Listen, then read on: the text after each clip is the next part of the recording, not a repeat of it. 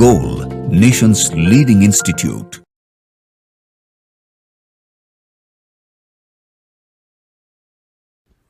Hello students, myself Deepak Deep and I am going to discuss physical chemistry part of spot test 7th which was held on 5th March 2025. Let us start with first question of physical chemistry and that is question number 46. Ionization constant of ammonium hydroxide is 10 raised to power minus 5, then equilibrium constant of following reaction will be.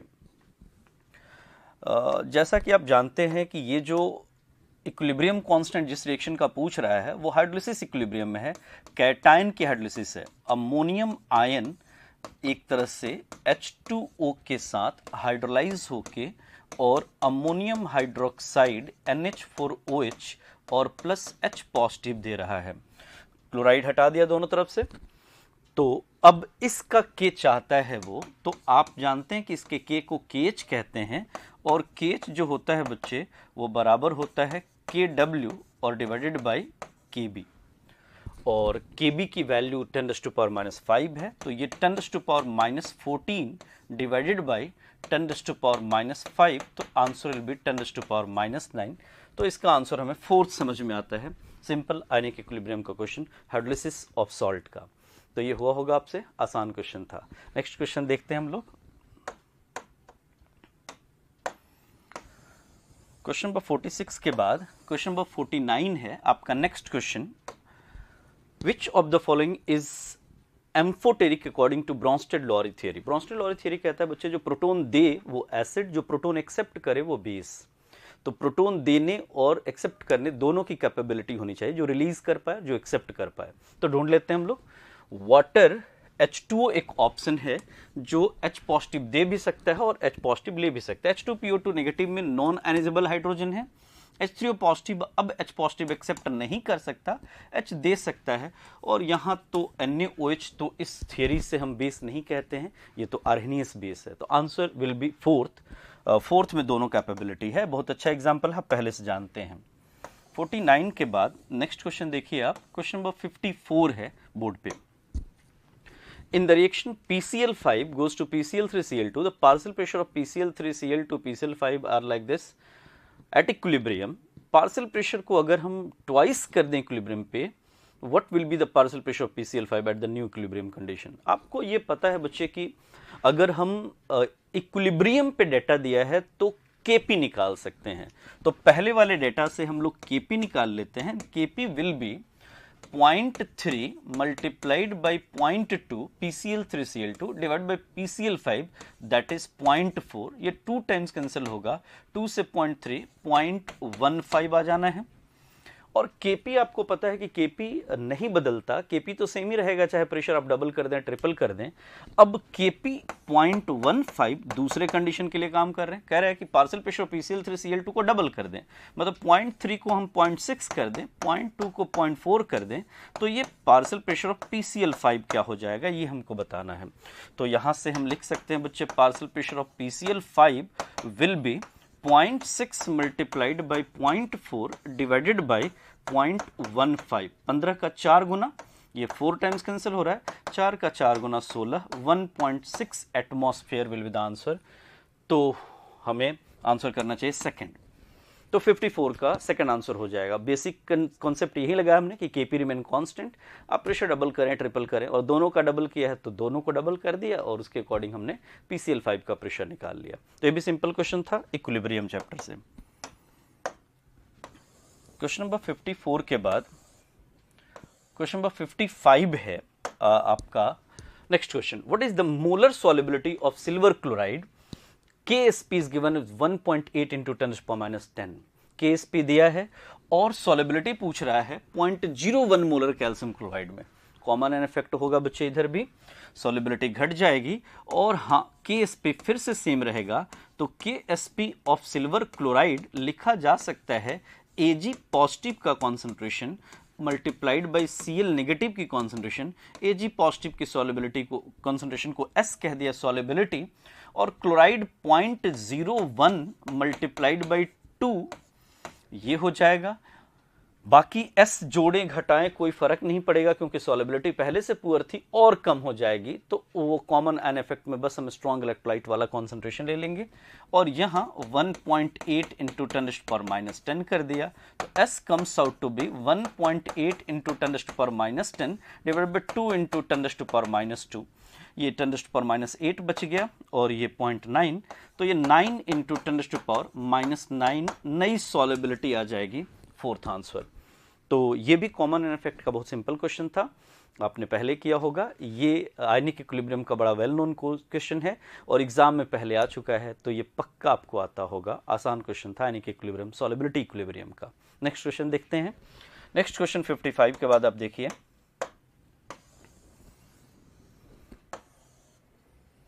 59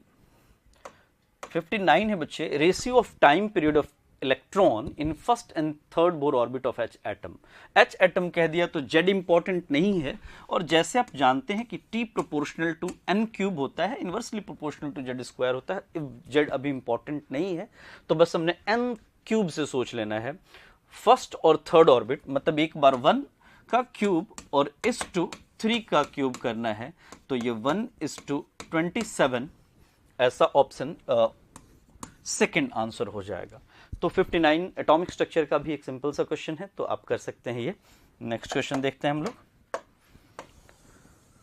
question number 59 के बाद 61 है, matrix matching type का एक question. Board पे देखिए आप, कह रहे given sample mole of the sample 6 × 10⁻23 molecule of water, 1 मोल है भाई, तो पहले का तो थर्ड हो जाना है। 5.6 लीटर O2 एट एनटीपी। वैसे इसका मैट्रिक्स मैचिंग का मैंने पहले भी आपको बताया, हर पेपर में बताता हूं कि पहला आंसर मिल जाए उससे देख लिया, दूसरा आंसर मिल जाए वो मैच कराए, उससे आंसर हम जल्दी कर लेते हैं। तो फर्स्ट का थर्ड अभी तक में एक ही जगह पे, तो ये आंसर है। बाकी ऑब्वियसली हम सारा चेक कर लेते हैं। 5.6 लीटर O2 एट एनटीपी, 1/4 है बच्चे, मतलब 0.25। तो सी का बी का अगर हम देखें तो फोर्थ समझ में आता है। 5.4 ml ऑफ वाटर, 5.4 मतलब 5.4 ग्राम, क्योंकि वाटर का डेंसिटी 1 ग्राम पर ml होता है, तो 5.4/18 इज 0.3, तो 0.3 फर्स्ट है, तो सी का देखिए फर्स्ट है। 0.5 ग्राम मतलब आधा मोल नाइट्रोजन एटम, तो समझ में आता है सेकंड ऑप्शन। तो ये हमारा 61 का मैट्रिक्स मैचिंग था, मोल कॉन्सेप्ट का बहुत बेसिक क्वेश्चन। होप आपने ये भी सही किया हो, आसान है ये भी। नेक्स्ट क्वेश्चन देखते हैं बच्चे।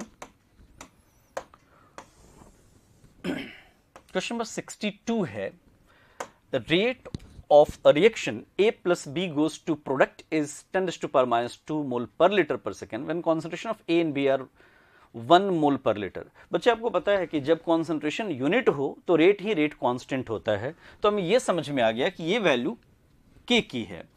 According to language of the question, K is given as 10⁻² मोल पर लीटर पर सेकेंड। अब कह रहा है कि इनफैक्ट K का यूनिट तो हम बदल देंगे, अभी तो K का यूनिट नहीं लिखते हैं क्योंकि K का यूनिट तो कुछ ना कुछ आएगा रेट के यूनिट से। K 10⁻² है, यूनिट हम डिफाइन कर सकते हैं, थर्ड ऑर्डर है। अब रेट एक्सप्रेशन ये दिया हुआ है, कह रहे रेट ऑफ रिएक्शन बताइए जब half of B has been reacted. आपको पता है बच्चे कि A plus B goes to product में अगर ये शुरुआत 1 से था, ये कुछ जीरो प्रोडक्ट था, 1 में से 0.5 ही होगा जब इस 1 में से 0.5 होगा, मतलब दोनों 0.5 बच जाएगा। तय सी बात है कि जितना मोल बी रिएक्ट करेगा उतना ही मोल ए रिएक्ट करेगा, तो दोनों आधा आधा बच जाएगा। इधर वैल्यू पुट कर देते हैं, तो R इज इक्वल टू के की जगह पे 10⁻², 0.5 ए की जगह पे और बी की जगह पे 0.5 का power 2 as per rate law. तो ये सॉल्व किया तो 5 × 10⁻⁻1, 5 × 10⁻1 का पावर 2, तो 25 5 125 और इनटू इधर 10⁻³ 10⁻2 10⁻5, तो it can be written as 1.25 × 10⁻3। तो आंसर हमें फर्स्ट कर देना चाहिए 62 का। तो ये भी एक टेक्निकल टाइप का क्वेश्चन था, बस आपको ये देखना था कि एक आधा हुआ तो दूसरा क्या होगा। अभी चूंकि कोएफिशिएंट दोनों का बच्चे 1 था, A plus B goes to product, तो ऐसा हुआ। अगर 2B टाइप का रिएक्शन होता तो अकॉर्डिंगली हमें सोचना होता। तो रिएक्शन लिख के हम देख लेंगे मोल कॉन्सेप्ट लगा के, और फिर जो कॉन्सेंट्रेशन आएगा वो रख देंगे रेट लॉ एक्सप्रेशन में। रेट लॉ गिवन है तो आंसर मिल जाएगा हमको। तो केमिकल काइनेटिक्स का ये क्वेश्चन था रेट एक्सप्रेशन बेस्ड। 62 के बाद क्वेश्चन नंबर 65 देखें आप बोर्ड पे। 4 gram magnesium is burnt with 2.24 gram O2 in a closed vessel. Which reactant is left in excess and how much? Limiting reagent का case है, तो हमें रिएक्शन लिखना होगा Mg जब रिएक्ट करता है बच्चे ऑक्सीजन से, तो Mg plus oxygen goes to MgO होता है। फिलहाल हमें पता है कि Mg अगर 24 ग्राम होता बैलेंस डेटा से, तो ये 16 ग्राम से कंबाइन करता। चलिए ये नहीं लिखते हैं क्योंकि इन्हीं दोनों को देखना है हमने। तो ये स्टैंडर्ड डेटा है और आप कह रहे हैं ये 4 ग्राम है और ये 2.24 ग्राम है। अब देखिए तो ये 1/6 है, मतलब 24 का 1/6 है, 16 का 1/6 अगर करोगे तो ये 1/6 से भी छोटी वैल्यू आ रही है हमारे पास। तो हमें समझ में आ गया कि ये हमारा लिमिटिंग रिएजेंट है। लिमिटिंग रिएजेंट कैसे डिसाइड करते हैं? जो पूरी तरह से कंज्यूम हो जाएगा 1624 से, मतलब इसके 1.5 टाइम्स से रिएक्ट कर रहा है। मतलब 16 के लिए अगर 24 चाहिए बच्चे, 16 का 1.5 गुना, तो 2.24 को 4 ग्राम से तो रिएक्शन पूरा नहीं होगा। 2.24 के लिए तो इससे कम ही चाहिए, मतलब इसका 1.5 गुना। तो 2.24 का 1.5 टाइम्स इज 3.36 लीटर। समझ में आता है इस 4 में से, मतलब जब ये -2.24 ग्राम हुआ होगा तो ये -3.36 ग्राम ही हुआ होगा। तो 4 - 3.36 will be the left and that is 0.64 ग्राम। तो magnesium will be left and कितना बच्चे? पॉइंट। आप चाहें तो न्यूमेरिकली कर सकते हैं कि जी अगर 16 ग्राम के लिए 24 ग्राम चाहिए, 16 ग्राम ऑक्सीजन के लिए 24 ग्राम मैग्नीशियम चाहिए, तो 2.24 ग्राम O2 के लिए कितना चाहिए? तो it will be 24/16 multiplied by 24। ये मैंने कहा कि 1.5 टाइम्स है बच्चे, तो ये 3.36 ग्राम आ जाएगा। तो आपको अब समझ में आ जाएगा कि कैसे मैंने किया। वैसे 1.5 टाइम्स, 2.5 टाइम्स, 2/3, 1/3 ये सब बेसिक मैथमेटिक्स है और ये तो आपको आता होगा, तो ये आप कर लोगे आसानी से। ये सिंपल क्वेश्चन था 65। और 65 जैसा पहले भी मेडिकल में पूछा हुआ क्वेश्चन है। क्वेश्चन नंबर 65 के बाद क्वेश्चन नंबर 68 देखें आप बोर्ड पे। Heat of formation of 2 moles of ammonia is -90। 2 moles of ammonia के लिए इक्वेशन अगर बैलेंस करें बच्चे, तो N2 + 3H2 goes to 2NH3 लिखना होगा हमने। And according to balanced equation, bond enthalpy of N triple bond N plus bond enthalpy of HH into 3, क्योंकि 3 मोल का बॉन्ड है इधर, और minus bond enthalpy of NH into 6 and that will be -90 as per question 2 mole के लिए। तो ये हमको निकालना है, तो लिख सकते हैं x plus thrice of 435, HH का दिया है बच्चे 435 और NH का दिया है 390, माइनस x भी HH और minus 390 into 6 and that is equal to -90। तो x comes out to be, ये हो जाएगा 3515, 330, 3412, 1305 और ये विद नेगेटिव साइन हो जाएगा, इधर लेगा, ये प्लस हो जाएगा 6 का 9 गुना 4, 6 का 3 गुना 18, 23 और ये हो जाएगा हमारा -90। तो जब आप सॉल्व करते हैं तो ये आ जाता है 945 किलो जूल पर मोल। तो ये भी आप आंसर आसानी से निकाल सकते थे। बॉन्ड इंथैल्पी बेस्ड क्वेश्चन है। आपको पता है कि रिएक्टेंट की बॉन्ड इंथैल्पी में से प्रोडक्ट की बॉन्ड इंथैल्पी अगर हम घटा दें तो हीट ऑफ द रिएक्शन आ जाता है। 2 मोल का ही फॉर्मेशन दिया था तो आसान था, 2 मोल के लिए क्वेश्चन बैलेंस किया, उससे हम लोगों ने कर लिया इस क्वेश्चन को। तो ये भी बहुत सिंपल था, आप कर पाएंगे, न्यूमेरिकल था ये भी। क्वेश्चन नंबर 68 के बाद क्वेश्चन नंबर 69 देखें आप। Elevation in boiling point 1 molar solution of glucose is 2 Kelvin. The depression freezing point for the 2 molar solution of glucose in the same solvent is 2 Kelvin.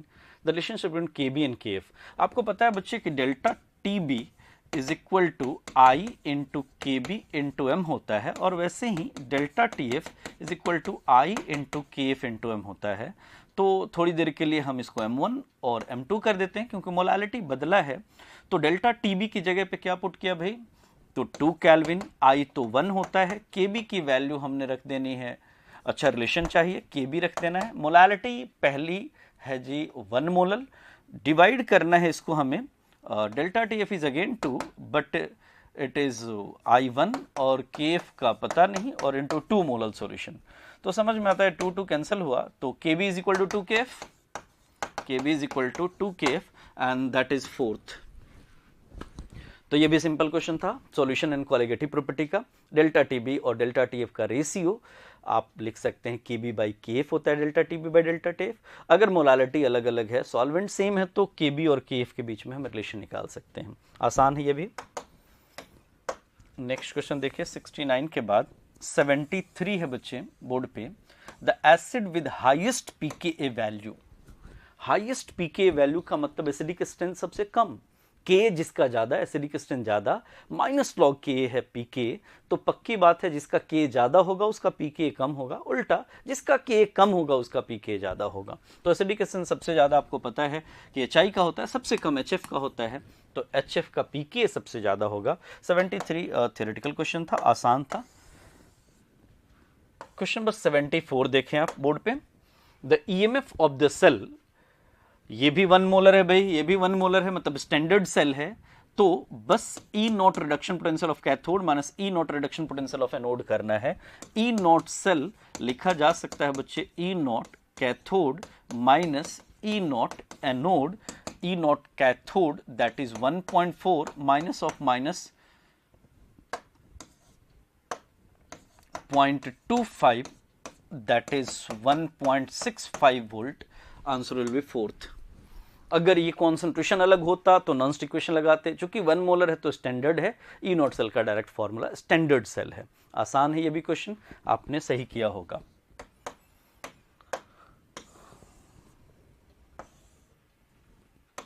Question number 75 देखें आप। Consider electrochemical cell in which of the following reaction occurs and predict which change will decrease the cell voltage. ये बताना है कि कौन इसमें से cell voltage को घटा देगा, टाइप की बात कर रहा है। चलिए देखते हैं।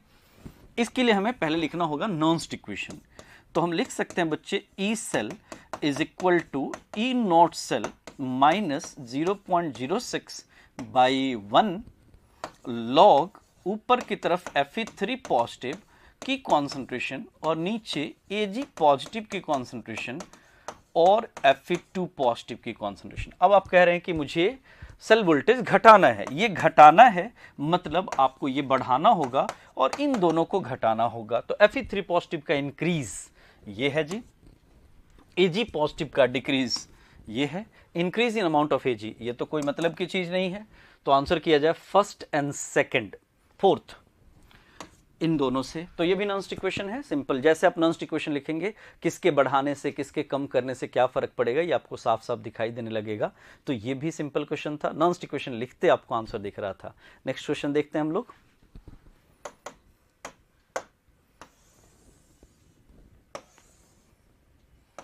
क्वेश्चन नंबर 78 है बच्चे बोर्ड पे। Next question, the change in Gibbs free energy for a spontaneous process is always negative.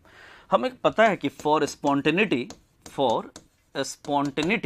Delta G should be, delta G negative होना चाहिए, और ऑब्वियसली डेल्टा जी सिस्टम कह रहा हूं मैं। पूरी बात अगर लिखी मैंने तो ऐसे लिखा कि for spontaneity delta G system negative always, इसमें कोई संदेह नहीं। और ये कब होगा? जब डेल्टा एस टोटल, यूनिवर्स का डेल्टा एस टोटल पॉजिटिव होगा। तो ये आपको ध्यान रखना चाहिए। इनमें से कोई एक कंडीशन लिखा है तो प्रोसेस पक्का स्पॉन्टेनियस होगा, बाकी delta H, delta S system, delta U system, ये क्या होगा? वो कंडीशन डिपेंडेंट होगा। तो पहला स्टेटमेंट तो सही है जी, always negative. A spontaneous process is one that occurs without any external influence and it results in an increase in entropy of the system. System की बात कर रहा है, मैंने क्या बोला? डेल्टा टोटल पॉजिटिव होना चाहिए, यूनिवर्स की रेंडमनेस बढ़नी चाहिए as per second law of thermodynamics. तो पहला तो सही हुआ, दूसरा हो गया गलत। अगर ये सिस्टम की जगह बच्चे यूनिवर्स होता तो ये भी सही हो जाता। तो answer assertion is correct but reason is incorrect. हमें थर्ड आंसर करना चाहिए 78 का। तो ये थर्मोडायनेमिक्स का एक कॉन्सेप्चुअल क्वेश्चन था, होप आपने सही किया हो। ये भी आसान क्वेश्चन था थर्मोडायनेमिक्स सेकंड लॉ का।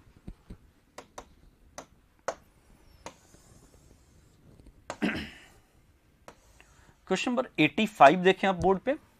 The vapour pressure of a solvent decreases when a non volatile solute is rolled into it. सही बात है, जब नॉन वोलेटाइल सॉल्यूट आप डालेंगे तो वेपर प्रेशर धीरे धीरे कम होता है। आपको पता है बच्चे कि पीएस जो होता है वो पी नॉट ए इंटू काई होता है, और ये काई जैसे जैसे 1 से घटना शुरू होगा पीएस भी घटना शुरू होगा, तो नॉन वोलेटाइल सॉल्यूट डालने से वेपर प्रेशर धीरे धीरे कम हो जाता है। पहला स्टेटमेंट तो सही है भाई। The vapour pressure, the presence of a non volatile solute reduces number of solvent molecules at the surface that decrease the vapor pressure। ये भी सही बात है। evaporation is a surface phenomenon as the non volatile solute is added, तो जो solvent का surface है is occupied by solute molecules also, तो net surface area तो solvent के लिए घट जाएगा, तो आप कह सकते हैं कि vapor pressure घट रहा है, volatility कम हो रही है। तो ये भी सही है और explanation भी है, तो ऐसा answer A and R correct and R is correct explanation of A. First answer tick करते हैं 85 का। सॉल्यूशन चैप्टर का एनसीईआरटी का स्टेटमेंट आप ध्यान से पढ़ेंगे आपको मिल जाएगा, तो ये भी सिंपल क्वेश्चन था। नेक्स्ट देखते हैं बच्चे हम लोग क्वेश्चन नंबर 85 के बाद क्वेश्चन नंबर 88 देखें आप। Which of the following method is used for the preparation of lyophilic sols. Sols की प्रिपरेशन में आप पढ़ते हैं peptization, colloidal mills, Bredig's arc method. एक ही ऑप्शन ऐसा लग रहा है इसमें पेप्टाइजेशन, तो इससे हम सोल्स प्रिपेयर करते हैं, आसान है। चूंकि ये सिलेबस में है प्रिपरेशन ऑफ सोल्स, तो आप ध्यान रखें, एक बार इसको जरूर रिवाइज कर लें। 3 मेथड है, colloidal mills, peptization, lab preparation कहते हैं आप इसको, और तीसरा मेथड जो है हमारा वो ब्रिडिग्स इलेक्ट्रिकल आर्क मेथड है, जो कॉस्टली मेटल के लिए यूज किया जाता है। एक बार थॉरली आपको पढ़ लेना चाहिए, चूंकि सिलेबस में है, एडेड सिलेबस में है, तो ये ध्यान रखना चाहिए। नेक्स्ट क्वेश्चन देख लेते हैं हम लोग।